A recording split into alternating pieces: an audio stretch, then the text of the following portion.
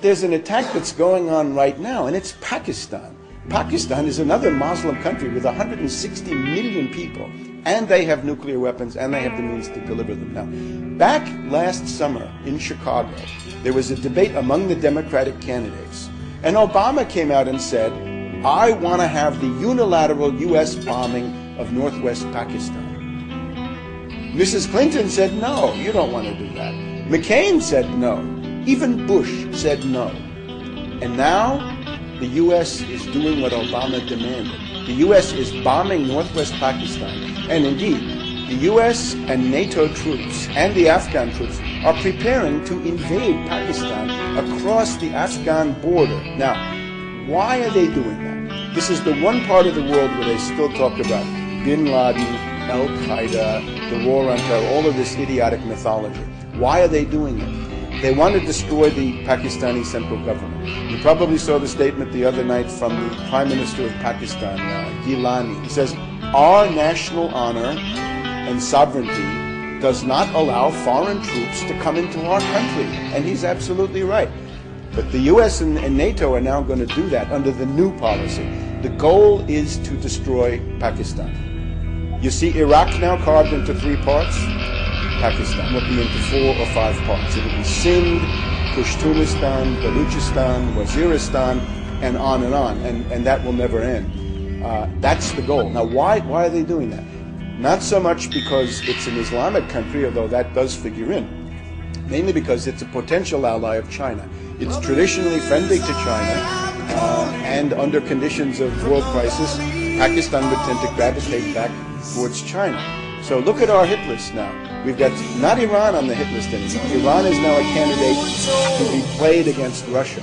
But the hit list is now Sudan and Pakistan. So that's the change. And Obama is the one who demanded the attacks on Pakistan, when everybody else said no.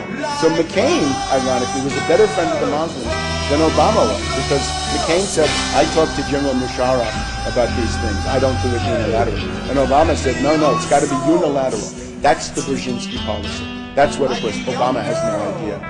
Obama doesn't even know where Pakistan is. So he's spouting the line that Brzezinski gave him. Brzezinski's argument to the neocons is to say to the neocons, you're fools, you're bunglers, you're so obsessed with Israel and the Persian Gulf and Iraq and Iran that you've lost the big picture. And the real power in the world, of course, is Russia, China. Those are countries that are seriously capable of resisting the U.S. and the British, and you've got to focus on them. And India, of course, would then become a big asset in that regard. Japan is another one. There's just been a summit of Japan and China. And the big question, of course, there was, would Japan become a staging area for the kinds of destabilizations of China that Brzezinski is planning? So the Japanese government, fortunately, has said no. The Japanese defense minister said that chaos in China would be the worst possible outcome for the interests of Japan. So it looks like Japan is saying no. Looks like Taiwan is saying no. They voted for the more reasonable party, the non-independence party that wants to have good relations with the mainland of China. The old KMT is now back in power.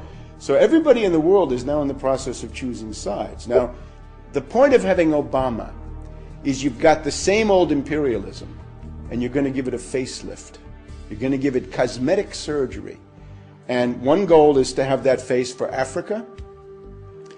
Let me just do Africa for a second.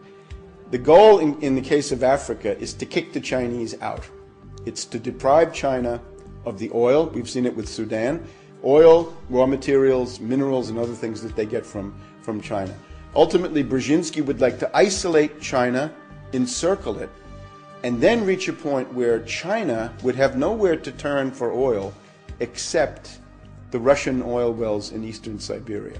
In other words, the end product of this entire policy is to play China against Russia and get rid of both of them, destroy both, and then the U.S. and the British can settle in for another 100 years of world domination. Now, there's also an angle for Europe, though. The idea, of course, is that with Bush or McCain, the U.S. is disliked, the policy is discredited, nobody wants to go along with this. The demagogy of Obama is that with this new face, somehow you can now get throngs and throngs of young dupes and individuals who have really no clue what they're doing to support this stuff. In other words, Obama wants Europe as a tool against Russia. And I would urge you, don't go there.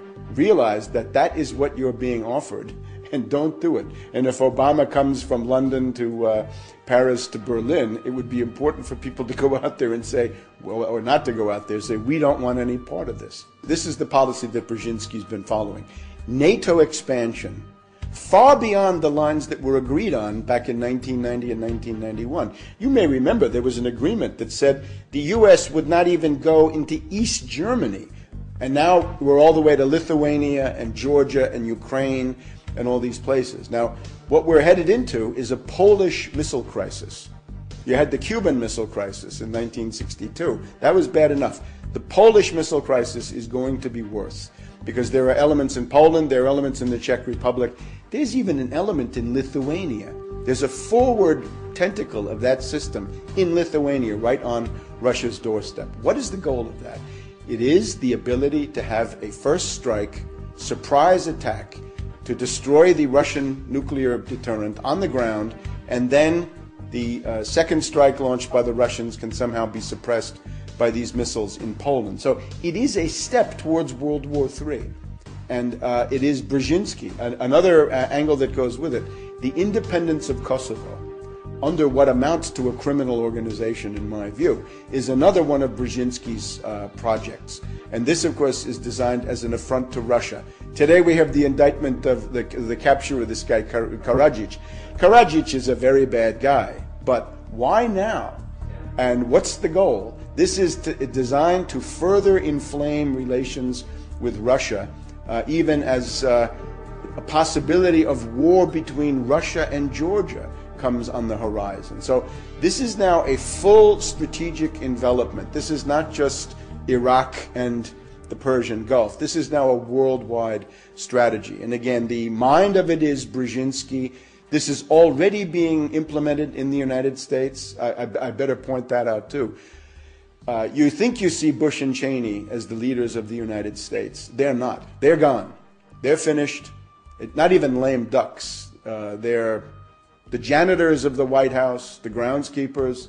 They're there for show. They're just figureheads to make people think that normal stuff is still going on. Power has now passed into something called the Principals Committee. And it's just the leading government ministers, the secretaries of the main executive departments, an interministerial committee, if you will. Rice of the State Department, Gates of the Pentagon, Paulson of the Treasury.